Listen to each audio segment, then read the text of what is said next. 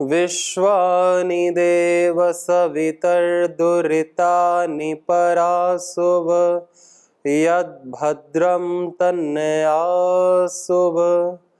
ओम शांति शांति शांति। नमस्ते। हमारे जीवन में शुद्धि की यह जो प्रक्रिया है, हमारे बुद्धि की शुद्धि, हमारे मन की शुद्धि जब हो जाती है, तब हम अपने आप ही आकर्षित होने लगते हैं परमात्मा के प्रति, सत्य के प्रति, जो शुद्ध स्वरूप है उसके प्रति। क्योंकि जो जिसका अंशी है वो अपने अंश से आकर्षित होता ही है। जैसे धरती का कोई डेला हो मिट्टी का, उसको हम ऊपर भी उछालते हैं तो वो धरती पर ही आ करके मिल जाता है गुरुत्वाकर्षण से, क्योंकि वो धरती का ही हिस्सा है, धरती उसे अपनी तरफ खींच लेती है। और गैस होती है, नहीं जाती धरती की ओर, वो चारों तरफ वातावरण में फैल जाती है, क्योंकि वो वायु का अंश है। अग्नि ऊपर की ओर जाती है सूर्य का अंश होने के कारण से। और इसी तरह आत्मा परमात्मा की ओर आकर्षित होता है जब आत्मा में शुद्धता हो, आत्मा में मलिनता होती है, अज्ञान अविद्या होती है, तो वो परमात्मा की तरफ आकर्षित ना होकर के संसार की तरफ आकर्षित होता है, जो उसकी जाति का नहीं है। आत्मा परमात्मा की जात एक है, दोनों एक ही धातु से बने हैं, एक ही चेतना है, दोनों ही चिति शक्ति ज्ञान स्वरूप। परंतु जब आत्मा अपने आप को ऐसा नहीं जानता, ऐसा नहीं मानता, अपने को कुछ और ही मानता है अविद्या के कारण से, अहंकार के कारण से, तब उसका संसार की ओर खिंचना स्वाभाविक हो जाता है। जब आत्मा अपने स्वभाव को भूल जाती है, अपने स्वभाव को याद दिलाते हैं हमारे ऋषि, हमारे गुरु, सत्संग, सदचर्चा, स्वाध्याय, अच्छे ग्रंथ, पुस्तकें, वेद, उपनिषद आदि मोक्ष ग्रंथ, प्रस्थानत्रयी, ये सब हमारे को हमारे स्वरूप के बारे में बताते हैं कि आपका ये स्वरूप है, आप शुद्ध बुद्ध मुक्त स्वरूप की आत्मा हो, कोई मलिनता, कोई अपवित्रता आप में नहीं है, और आप परमात्मा के ही अंश सरीखे हैं। तब अपने को वैसा मान करके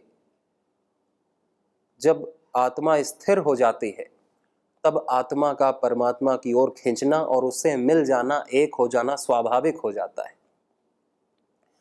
उससे आत्मा का परमात्मा से एकत्व, अभिन्न हो जाना, दूरी का समाप्त हो जाना स्वाभाविक हो जाता है। और इस संसार से वैराग्य होना भी स्वाभाविक हो जाता है। परंतु हमारे मन में जब तक राग द्वेष रहता है, मोह आसक्ति विषयों की रहती है, तब तक आत्मा कहाँ खिंचती है? परमात्मा से नहीं। आत्मा खिंचती है विषयों से, सांसारिक लौकिक सामग्रियों से, धन, संपत्ति, सम्मान, पद प्रतिष्ठा से, और अपने मूल स्वभाव को भूल जाती है। ये भूलना ही सब दुखों का कारण है। स्वयं को भूलना, परमात्मा को भूलना आनंद को भूलना है, ज्ञान को भूलना है और अपने आप को इसी संसार का ही हिस्सा मान लेना, अपने आप को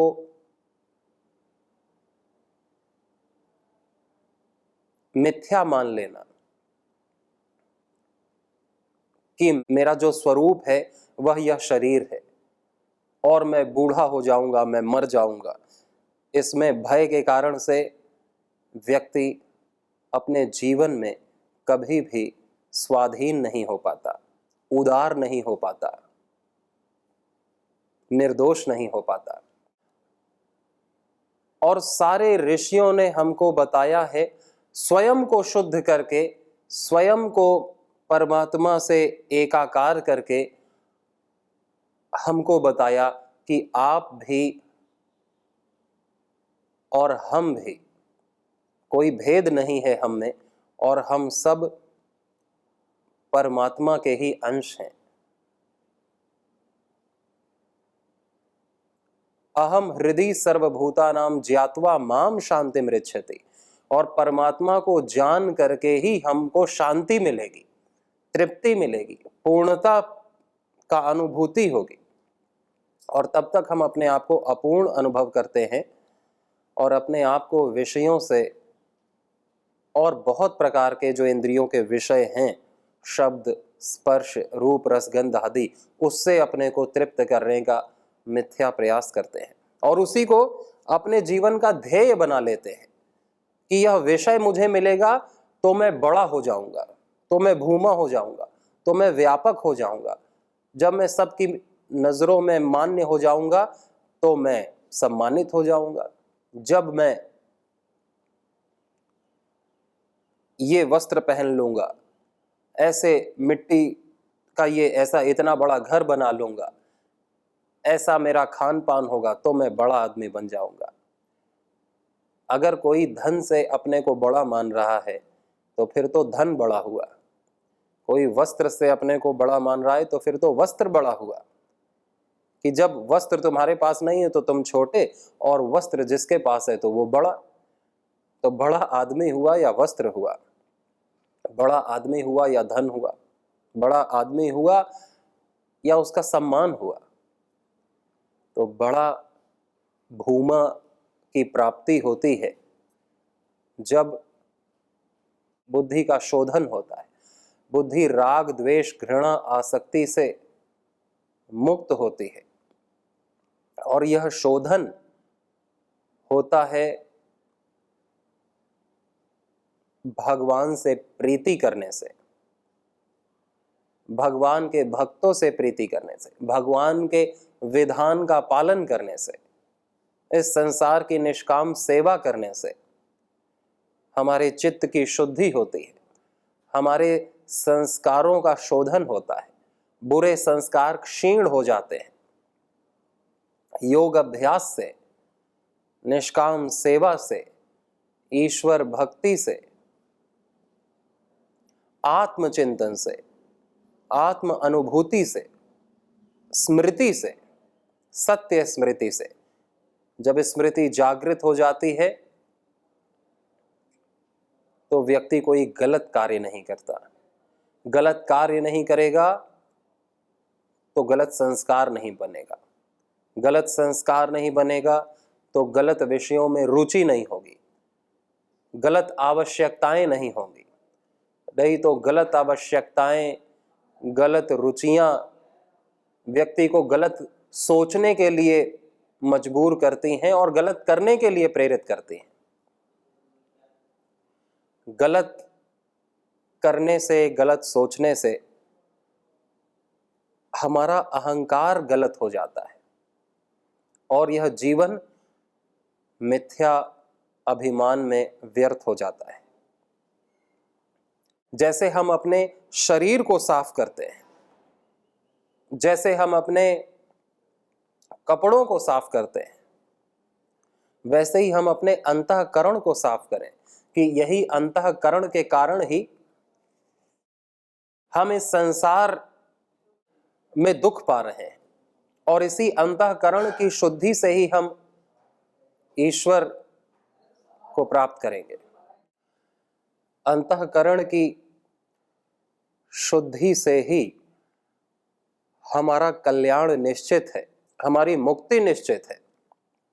क्योंकि सारा जो हमने मान्यताएं बना रखी हैं, सारी आसक्तियां, सारी प्रीति, ये सब अंतःकरण में ही जा करके बैठती है। हमारे जीवन का यह लक्ष्य हो कि हम जो भी करें, जो भी सोचें, उससे इस अंतःकरण का शोधन हो जाए। अंतःकरण हमारा शुद्ध हो जाता है अपने आप जब हम भगवान के विधान के अनुरूप चलते हैं। भगवान का विधान है प्रेम। जब हम प्रेम पूर्वक कर्म करते हैं, सबसे प्रीति रखते हुए, सबको अपना मानते हुए जब हम प्रेम करते हैं, जब हम कर्म करते हैं, सहायता करते हैं, सहयोग करते हैं, अपने कर्तव्य का पालन करते हैं, तो इस अंतःकरण की शुद्धि हो जाती है। जब हम ईश्वर से प्रेम करते हैं, ईश्वर की भक्ति करते हैं, सच्चे हृदय से, तीव्र संवेग से, पूरी उत्कंठा से उनका स्मरण करते हैं, सुमिरन करते हैं, तो अंतःकरण की शुद्धि हो जाती है। जब हम ध्यान करते हैं, अपने आत्म स्वरूप में स्थिर रहते हैं, तो अंतःकरण की शुद्धि हो जाती है। और जब हम अपने कर्तव्य को करते हैं दूसरों के सुख के लिए, अपने सुख के लिए नहीं, दूसरों के सहायता के लिए, दूसरों के सुख के लिए, दूसरों के आनंद के लिए, क्योंकि सभी अपने हैं, किसी से वैर नहीं रखते, किसी से घृणा नहीं करते, सबके हित की बात सोच करके जब हम सबके हित के लिए कर्म करते हैं, तो इस अंतःकरण की शुद्धि अपने आप होती है। और यही तो करते हैं अवतार जन्म लेकर के, यही तो करते हैं ऋषि महापुरुष जन्म लेकर के। वैसे ही कर्म हमारे हो जाए प्रीति पूर्वक, सर्वभूत हिते रता, ईश्वर प्रणिधान के साथ, ईश्वर की भक्ति के साथ, तो देखिए कैसे हम उसी स्थिति को प्राप्त होते हैं जिसमें ऋषि रहते हैं, जिसमें महापुरुष रहते हैं। वही अध्यात्म प्रसाद हमें प्राप्त होगा। परंतु यह कार्य निरंतर चलना चाहिए। ये 24 घंटों में से भी यदि हम 20 या 22 या 23 घंटे हम निष्काम रहते हैं और 1 घंटे भी यदि हम गलत सोचते हैं, गलत विचार करते हैं, तो फिर साधना खत्म हो जाती है। हमें बुराइयों से, गलत आदतों से, अभ्यासों से, गलत कर्मों से पूर्णतः वैराग्य होना चाहिए। और ये वैराग्य स्वतः स्वाभाविक हो जाता है जब हम अपनी सच्ची आवश्यकता, सच्ची मांग का ध्यान करते हैं, उसे अनुभव करते हैं कि मेरी मांग तो शुद्धता है, मेरी मांग तो प्रेम है, मेरी मांग सत्य का संग है, वो संग मेरे साथ रहे और कुसंग से मैं दूर रहूं, कुसंग की मैं इच्छा न करूं, कुसंग मेरे सामने से गुजरे, कुसंग भले ही मेरे मन में आए, लेकिन मैं रस ना लूं उस कुसंग से, उस कुविचार से, उस दुर्भाव से, मैं उसका रस ना लूं, मैं उसमें रुचि ना लूं, मैं उसकी आवश्यकता ना अनुभव करूं कि बार बार मुझे वही गलत चीज चाहिए, तो वो बार बार आएगी। तो गलत चीज की इच्छा ना करके, इच्छा हो तो ईश्वर की, या ईश्वर ने जो हमें कर्तव्य दे रखे हैं, हमको आज्ञा दे रखी है, उस आज्ञा को पालन करने की। और वो पालन ना हो पाए तो दुख हो, वो ईश्वर का स्मरण ना हो पाए तो दुख हो, आत्म शुद्धि ना हो पाए तो दुख हो, तो वो दुख हमारी शक्ति बढ़ाएगा, दुख हमारे लिए औषधि का काम करेगा। दुख हमको उस चीज को प्राप्त करा देगा जो चीज प्राप्त नहीं हो पा रही। अच्छा काम ना होने पर, ईश्वर से प्रीति ना होने पर, कर्तव्य पालन ना होने पर जिसको दुख नहीं होता वह प्रमादी है, प्रमाद कर रहा है और कोई उसे फर्क भी नहीं पड़ रहा है। ऐसे व्यक्ति जड़ हो जाते हैं, मूढ़ हो जाते हैं, तामसिक हो जाते हैं। उनका कैसे उद्धार हो पाएगा? हमारा उद्धार तभी संभव है जब बुरा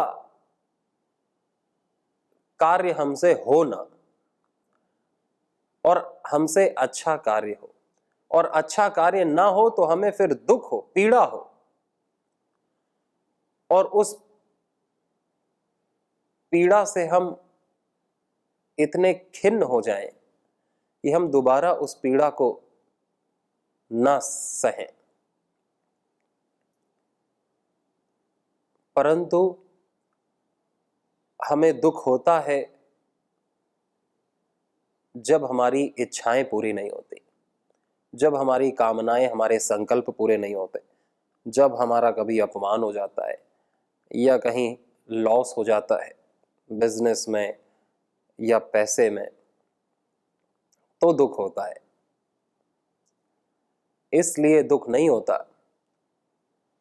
कि मैं भगवान का स्मरण नहीं कर पा रहा हूं, इसलिए दुख नहीं होता कि शास्त्रों में मेरी रुचि नहीं हो रही है, शास्त्रों को पढ़ने में, सुनने में।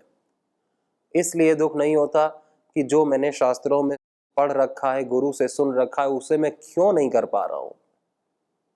इस बात में दुख नहीं होता कि मैं गुरु के द्वारा बताए गए मार्ग पर क्यों नहीं चल पा रहा हूं।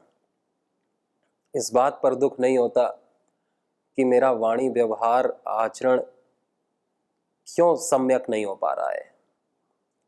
यदि इस बात पर दुख हो तो दुख तो बहुत बड़ी संजीवनी होगा, औषधि होगा हमको ठीक करने के लिए। जो कार्य हमसे नहीं हो पा रहा है वो कार्य होने लगेगा। यदि उसके ना होने पर दुख हो, पीड़ा हो, तो दुख और पीड़ा से वो शक्ति जन्म लेती है और उस शक्ति के माध्यम से फिर वो कार्य होता है। नहीं तो दुख भी हमारे जीवन को जब नर्क कर देता है, जब वह दुख सांसारिक मनोकामनाओं के अपूर्ण होने से होता है, पूर्ण न होने से होता है। और जब कामनाएं पूर्ण हो जाती हैं तो फिर और कामनाएं जन्म लेती हैं। और ये तो नियम है कि किसी भी व्यक्ति की सारी कामनाएं पूर्ण नहीं होती और सारी कामनाएं अपूर्ण भी नहीं होती। परंतु ऐसा जानते हुए भी हम यह मानते हैं और हम यह चाहते हैं कि मेरी सारी कामनाएं पूर्ण हो, मेरी एक भी कामना ऐसी ना हो जो अपूर्ण रह जाए।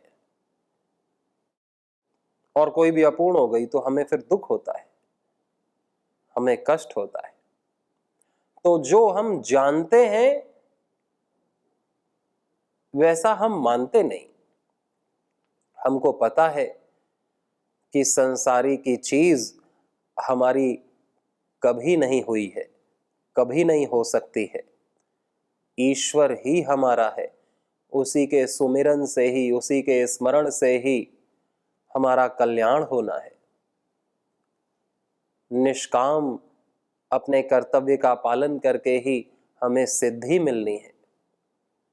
हमें अप्रमत्त होकर के अपने मन इंद्रिय को संयमित करके इन्हें सत्कार्य में, सदचिंतन में लगाना है। यह जानते हुए भी जब हम ऐसा मानते नहीं,